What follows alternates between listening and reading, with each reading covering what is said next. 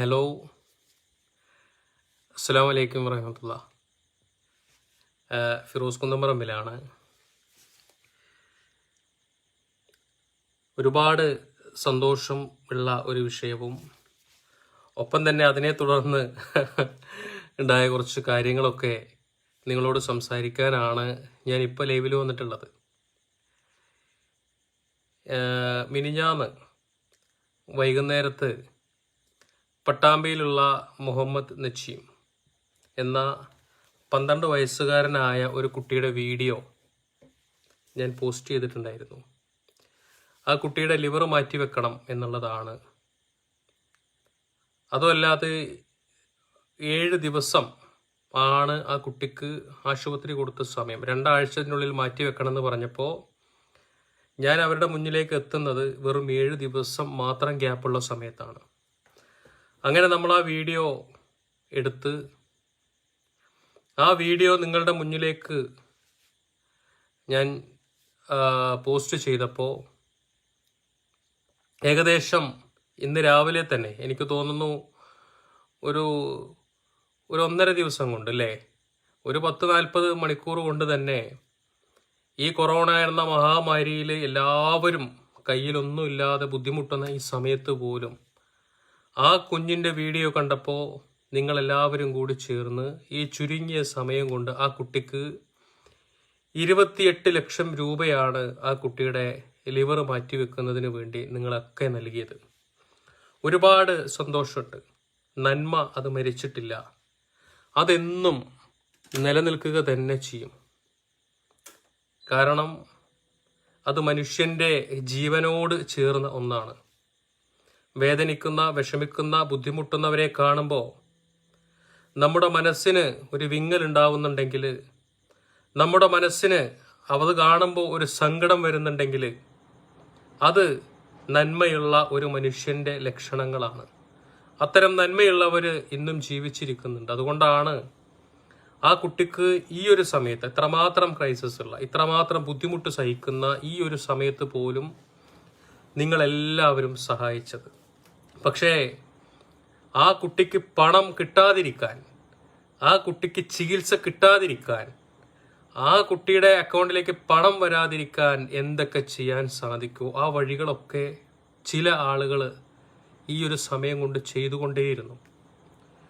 നമ്മുടെ video share ചെയ്ത പല ആളുകളുടെ അടുത്തേക്കും പോയി ആ വീഡിയോയിൽ കുട്ടിയുടെ വയറ് കാണിക്കുന്നു, അങ്ങനെയാണ് ഇങ്ങനെയാണ് എന്നൊക്കെ പറഞ്ഞ് അതിനെ ഫേസ്ബുക്ക് റിപ്പോർട്ട് അടിപ്പിച്ച് അത് റീച്ച് കിട്ടാത്ത രൂപത്തിലേക്കൊക്കെ ചെയ്തു. വേറൊരുത്തൻ ലൈവിൽ വന്ന് പറഞ്ഞ് ആ കുട്ടിക്ക് സൗജന്യമായ ചികിത്സ ഞാൻ ചെയ്തു കൊടുക്കാം, സൗജന്യ ചികിത്സ ഉണ്ട് എന്നൊക്കെ. അങ്ങനെ എങ്ങനെയൊക്കെ ആ അക്കൗണ്ടിലേക്ക് പണം വരാതിരിക്കാനുള്ള വഴികൾ ചെയ്യാൻ പറ്റുമോ ആ വഴികളൊക്കെ അവർ ചെയ്തു. ആ സൗജന്യ ചികിത്സ ഉണ്ട് എന്ന് പറഞ്ഞ സഹോദരനെ നിങ്ങൾക്കൊക്കെ അറിയാം. ഞാനൊരു ചോദ്യം നിങ്ങളോട് ചോദിക്കാം, പറഞ്ഞ ആളോട് ചോദിക്കാം. പണ്ട് പട്ടാമ്പിയിലുള്ള ഒരു കുട്ടിക്ക്, ആ കുട്ടിയുടെ പേരെനിക്ക് ഓർമ്മയില്ല, ഒരു 2 വയസ്സുള്ളൊരു കുട്ടിക്ക് വേണ്ടി നിങ്ങൾ ഒരു ലൈവിൽ വന്ന് പറഞ്ഞൊരു കാര്യമുണ്ട്. അതായത് ഫിറോസ് കുന്നംപറമ്പിൽ കുട്ടികൾക്ക് വേണ്ടിയിട്ട് ഇങ്ങനെ വീഡിയോ ഇടണ്ട, സൗജന്യ ചികിത്സ ഉണ്ട്, ഇതാ ഞാൻ ഈ കുട്ടിക്ക് വേണ്ടി സൗജന്യമായിട്ട് ചികിത്സ വാങ്ങിച്ചു കൊടുക്കുകയാണ് എന്നും പറഞ്ഞ് നിങ്ങൾ ആ കുട്ടിയെയും കൊണ്ട് കൊച്ചിയിലെ ആസ്റ്റർ ഹോസ്പിറ്റലിൽ പോയി നിങ്ങൾ അവിടെ നിന്ന് ലൈവ് ഇട്ടു. ഇതാ ഈ കുട്ടിക്ക് വേണ്ടി ഞാൻ ഇവിടെ സൗജന്യമായിട്ട് ചികിത്സ വാങ്ങിച്ചു കൊടുക്കുന്നു എന്ന് പറഞ്ഞിട്ട്. അതെല്ലാവരും കണ്ടതാ. പക്ഷേ ആ ചികിത്സ വാങ്ങിച്ചു കൊടുക്കുന്ന കുട്ടിക്ക് വേണ്ടി അദ്ദേഹം തന്നെ അദ്ദേഹത്തിൻ്റെ ട്രസ്റ്റ് അക്കൗണ്ടും ഇദ്ദേഹത്തിൻ്റെ അക്കൗണ്ടും വെച്ചിട്ട് ഇദ്ദേഹം പിരിവ് നടത്തി അല്ലേ. ഈ സൗജന്യ ചികിത്സ വാങ്ങിച്ചു കൊടുക്കാൻ ആശുപത്രിയിൽ കൊണ്ടുപോയി അഡ്മിറ്റ് ചെയ്ത കുട്ടിക്ക് വേണ്ടി ഇദ്ദേഹം പിരിവ് നടത്തി. എന്നിട്ട് ആ പണം അവർക്ക് കൊടുത്തില്ല. പകരം വീണ്ടും നമ്മുടെ സുശാന്ത് നിലമ്പൂരിനെ കൊണ്ടുവന്ന് വീണ്ടും ഒരു വീഡിയോ ചെയ്യിപ്പിച്ച് 20 ലക്ഷം രൂപയോളം പിരിച്ചു. അതൊക്കെ നിങ്ങൾ കണ്ടതാ. അപ്പൊ സൗജന്യ ചികിത്സ ആ ഹോസ്പിറ്റലിൽ ഉണ്ടെങ്കിൽ പിന്നെ എന്തിനാണ് ഇങ്ങനെ വീഡിയോകൾ ഇട്ടതും ഇദ്ദേഹം ആ പണത്തിന്റെ പേരിൽ പ്രശ്നം നടന്നതൊക്കെ? അതൊരു ചോദ്യമാണ്. ഞാനീ പറഞ്ഞു വരുന്നത്, ഇദ്ദേഹം വന്ന് പറഞ്ഞത് കുട്ടിക്ക് സൗജന്യ ചികിത്സ ഉണ്ട് എന്നാ. അപ്പൊ ഞാൻ ഈ വിഷയത്തിൽ ഇടപെടുന്നത് ഈ പട്ടാമ്പിയിലുള്ള ഈ കുട്ടിയുടെ ഒരു കമ്മിറ്റി ഉണ്ടാക്കിയിട്ടുണ്ട്. അവിടുത്തെ MLA മുഹ്സിൻ അടക്കമുള്ള കമ്മിറ്റി. ആ കമ്മിറ്റിയുടെ ബന്ധപ്പെട്ടവർ എന്നെ സമീപിച്ചതിൻ്റെ പേരിലാണ് ഞാൻ ഇടപെട്ടത്. നിങ്ങൾക്ക് അറിയാലോ, MLA-യും അതുപോലെ തന്നെ ബന്ധപ്പെട്ട ആളുകളൊക്കെ ഇടപെട്ട ഒരു കമ്മിറ്റിക്ക് അവർക്കറിയില്ലേ സൗജന്യമായിട്ട് ചികിത്സ ഉണ്ടെങ്കിൽ അത് വാങ്ങിച്ചു കൊടുക്കാനും ചെയ്യിക്കാനൊക്കെ. അപ്പം അതില്ലാത്തത് കൊണ്ടാണല്ലോ അവർ നമ്മളെ സമീപിച്ചതും നമ്മളിതൊക്കെ ചെയ്തതൊക്കെ. ഇദ്ദേഹം അന്ന് പറഞ്ഞത് എന്താ, ആസ്റ്ററിലാണ് സൗജന്യ ചികിത്സ. ഈ കുട്ടി കൊച്ചി ആസ്റ്ററിലുള്ളത്.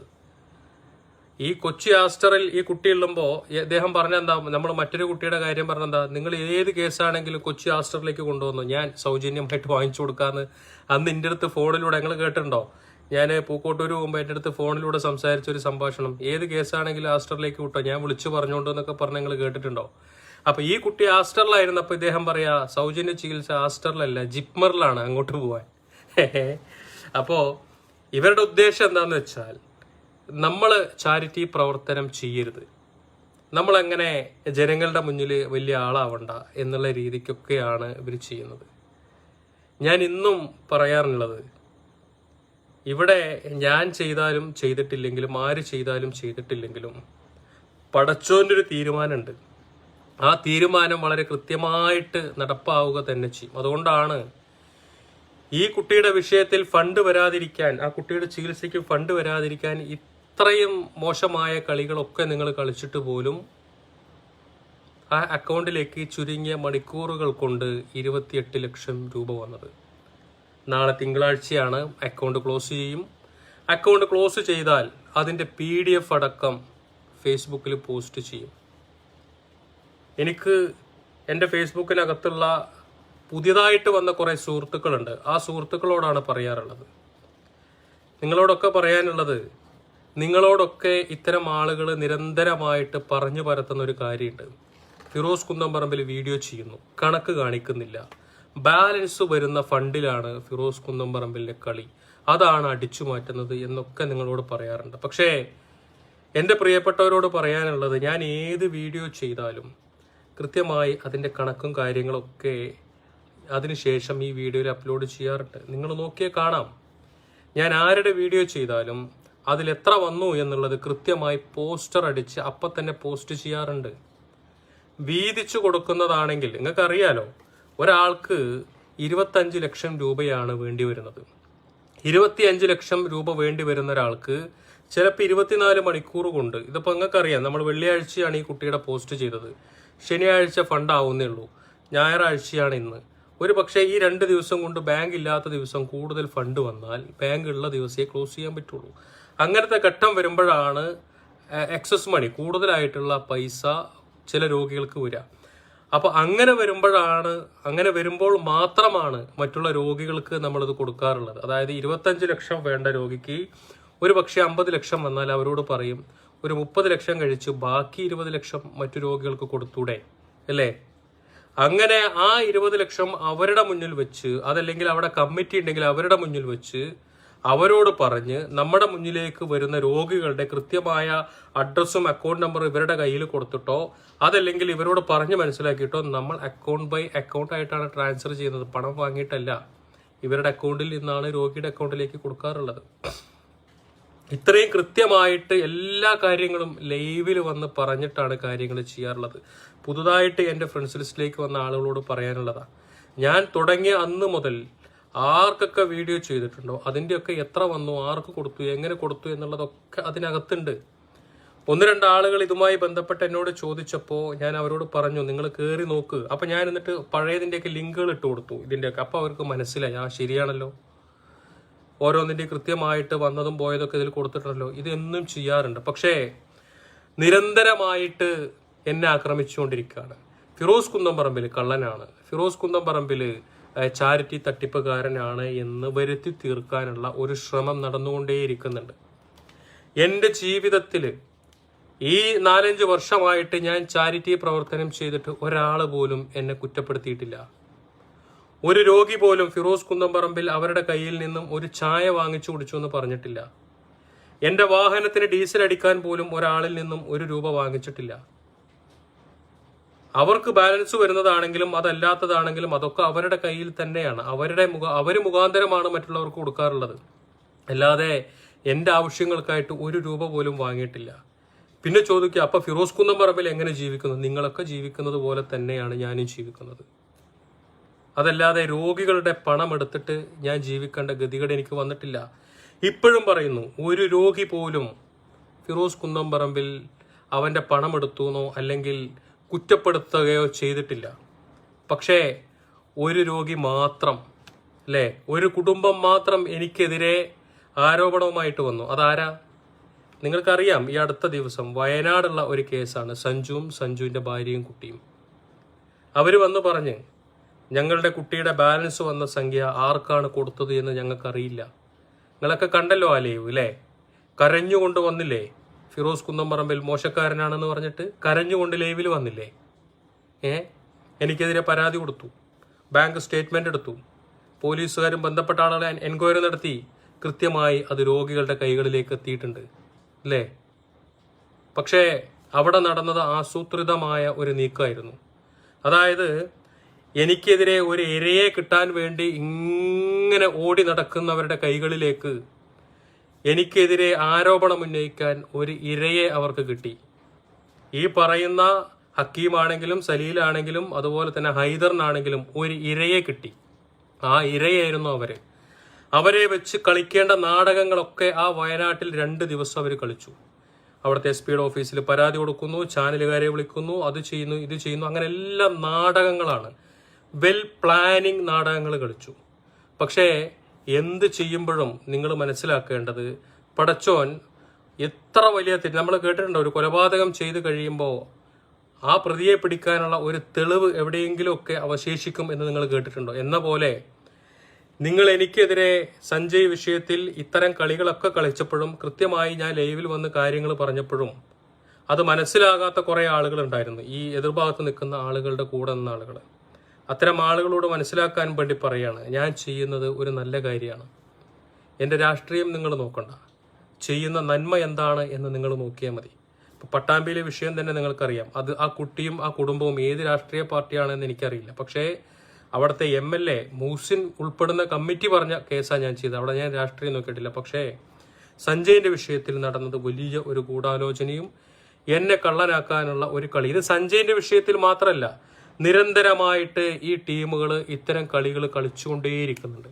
അതിൻ്റെ ഒരു ഉദാഹരണം കൃത്യമായി അവർ പ്ലാനിങ് നടത്തിയതിൻ്റെ വോയിസ്, ഹൈദർ തന്നെ പറയുന്ന വോയിസ് ഞാൻ നിങ്ങളെ കേൾപ്പിക്കാൻ പോവുകയാണ്.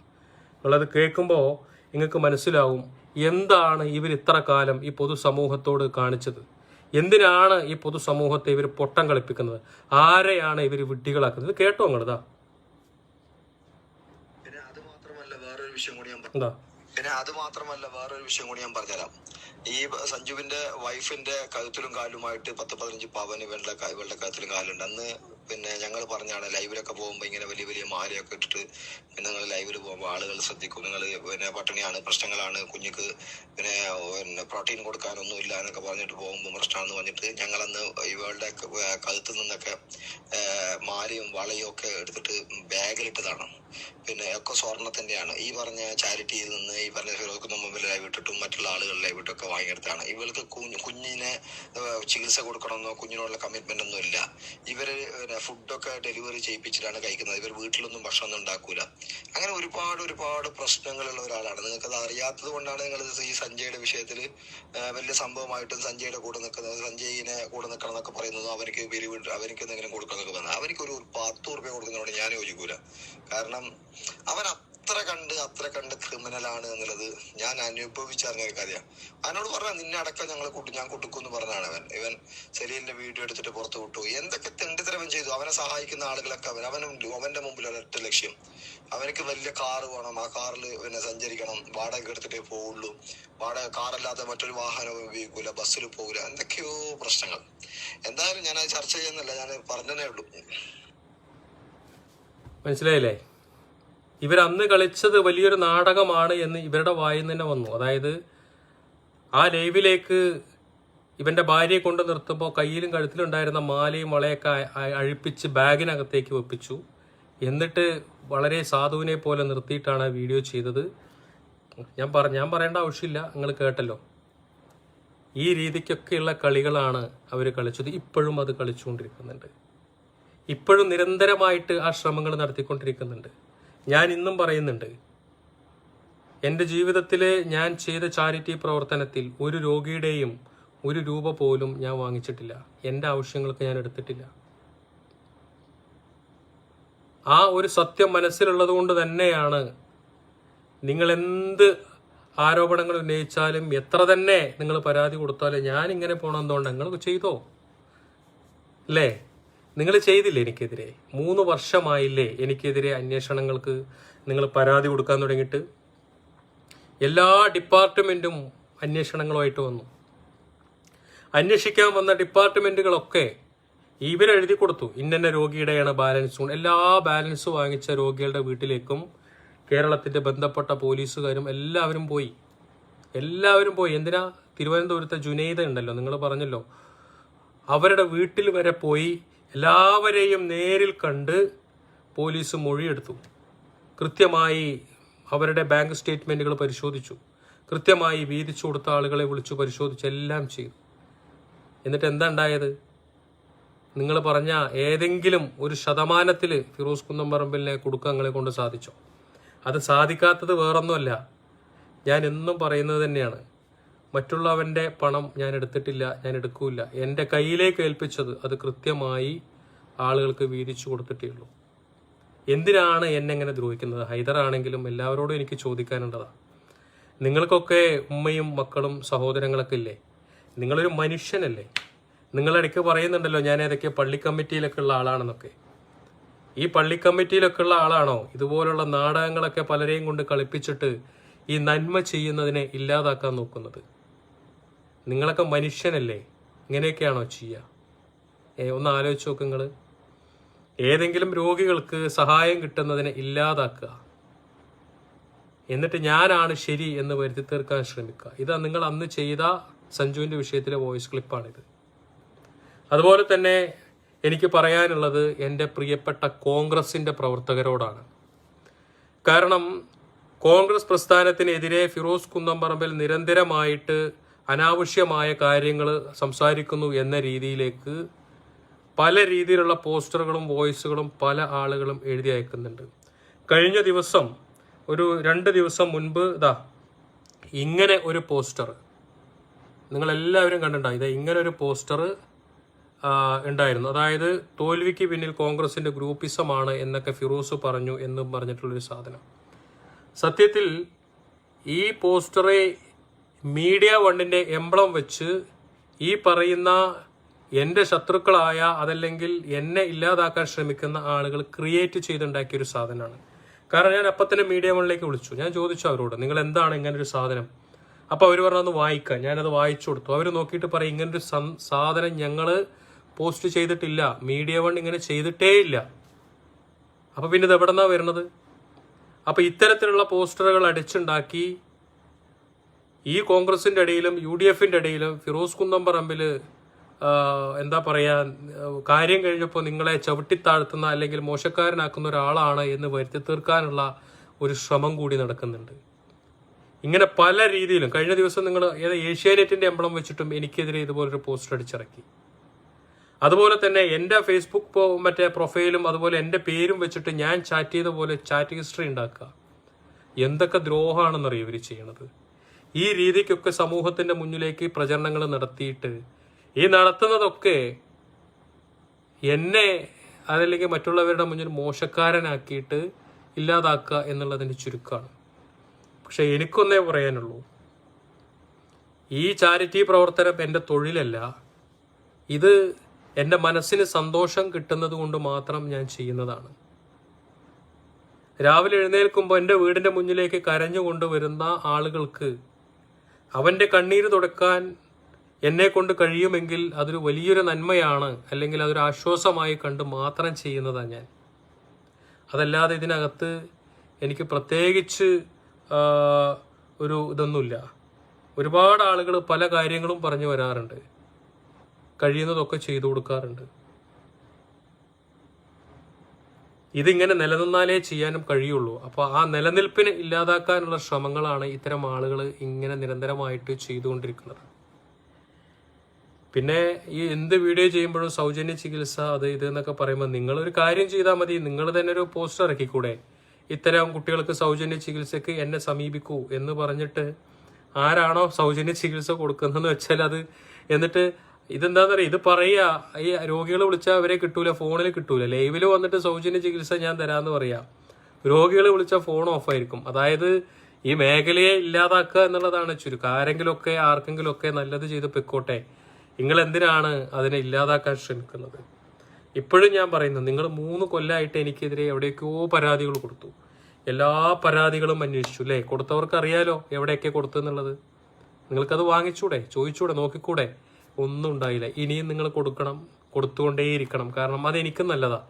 എന്നെ സംബന്ധിച്ചിടത്തോളം എൻ്റെ പുറകെ കൃത്യമായിട്ട് എന്നെ കൃത്യമായി കൊണ്ടുപോകാൻ ഒരു ടീമുണ്ട് എന്ന് കാണുമ്പോൾ നമുക്ക് നല്ല രീതിക്ക് പോകാൻ സാധിക്കും. നിങ്ങൾ പുറകെ തന്നെ നിന്നു. പക്ഷേ ഇപ്പോഴും ഞാൻ പറയുന്നു, ഇന്ന് വരെ ഒരാളുടെയും ചാരിറ്റിയിലൂടെ രോഗികളുടെ 1 രൂപ പോലും ഞാൻ എൻ്റെ ആവശ്യങ്ങൾക്ക് എടുത്തിട്ടില്ല. എൻ്റെ വണ്ടിക്ക് ഡീസൽ അടിക്കാനില്ലാത്ത ഒരു സാഹചര്യം ഉണ്ടായിട്ടുണ്ടെങ്കിൽ അതിന് എൻ്റെ സുഹൃത്തുക്കൾ എന്നെ സഹായിക്കും. എൻ്റെ എന്ത് പ്രശ്നങ്ങളുണ്ടെങ്കിലും എന്നെ സഹായിക്കാൻ എൻ്റെ സുഹൃത്തുക്കളുണ്ട്. അപ്പം അതുകൊണ്ട് തന്നെ എനിക്ക് മറ്റൊന്നിൻ്റെയും ആവശ്യമില്ല. അപ്പം അതുകൊണ്ട് എനിക്ക് നിങ്ങളോട് പറയാനുള്ളത് ഇതൊക്കെയാണ് ഇവിടെ നടന്നുകൊണ്ടിരിക്കുന്ന കാര്യങ്ങളൊക്കെ. ഈ കാര്യങ്ങളൊക്കെ മനസ്സിലാക്കി ഇനിയെങ്കിലും വാശിയും വൈരാഗ്യമൊക്കെ പലർക്കും ഉണ്ടാവും. ഇപ്പം ഞാൻ ഒരാളുണ്ട്, അയാളുടെ പേര് ഞാൻ പറയുന്നില്ല, ഇന്ന് എൻ്റെ ഏറ്റവും വലിയ ശത്രുവായിട്ട് എന്നെക്കുറിച്ച് വളരെ മോശമായിട്ട് ഇങ്ങനെ എഴുതുന്ന ഒരാളാണ്.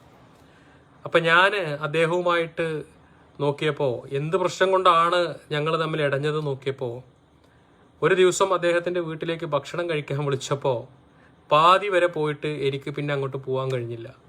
അപ്പോൾ അദ്ദേഹത്തിന് ദേഷ്യം വന്നു, എൻ്റെ വീട്ടിലേക്ക് വരാൻ നിനക്ക് അസൗകര്യം ഉണ്ടായില്ലേന്ന്. അതാണ് അദ്ദേഹത്തിൻ്റെ കാര്യം.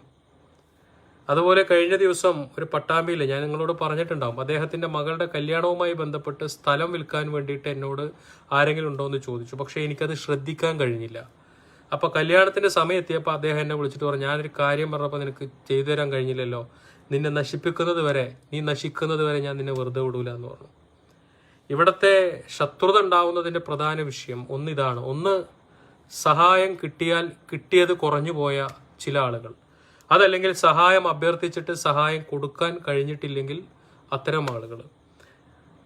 അതുപോലെ തന്നെ ചാരിറ്റിക്കാരായ കുറേ ആളുകൾ നമ്മുടെ കൂടിയുണ്ട്. ചില ചാരിറ്റിക്കാർക്കൊരു വിചാരമുണ്ട്, അതായത് നമുക്കറിയാം, നിങ്ങൾ നോക്കിയേ കാണാം, നമ്മൾ വിമർശിക്കുന്നതിൽ പ്രധാനമായിട്ടും ചാരിറ്റി പ്രവർത്തകരുണ്ട്. അതായത് പണ്ട് ചാരിറ്റിയൊക്കെ നടത്തിയിട്ട് ഇപ്പോൾ ഇങ്ങനെ വെറുതെ ഇരിക്കുന്ന ഒരാളുകളുണ്ട്. അപ്പോൾ അവരിൽ വിമർശിക്കുന്ന ആളുകളുണ്ട്. അത് വേറൊന്നും കൊണ്ടല്ല, കാരണം അവർ അന്ന് ചാരിറ്റി നടത്തുമ്പോൾ അവരൊരു 10,000 പിരിച്ച് 6,000 അവരുടെ പോക്കറ്റിലേക്ക് ഇട്ടിട്ട് 4,000 അവർ മറ്റുള്ളവർക്ക് കൊടുക്കുള്ളൂ. അപ്പം അങ്ങനെ ദിവസം ചാരിറ്റിൻ്റെ പേരിൽ വരുമാനം ഉണ്ടാക്കിയ ആളുകൾ ഫിറോസ് കുന്നംപറമ്പിൽ ഒരു വീഡിയോ ഇടുമ്പോൾ ഒരു ദിവസം 1 കോടിയും 2 കോടിയൊക്കെ സംഘടിപ്പിക്കുമ്പോൾ അവർ ആലോചിക്കുകയാണ്, 10,000 പിരിച്ച് 6,000 രൂപ ഞങ്ങളെടുത്ത് 4,000 രോഗിക്ക് കൊടുക്കുമ്പോൾ ഫിറോസ് കുന്നംപറമ്പിൽ കോടികൾ ഉണ്ടാക്കുന്നുണ്ടല്ലോ, അപ്പോൾ എത്ര ഫിറോസ് ഉണ്ടാക്കുന്നുണ്ടാവും?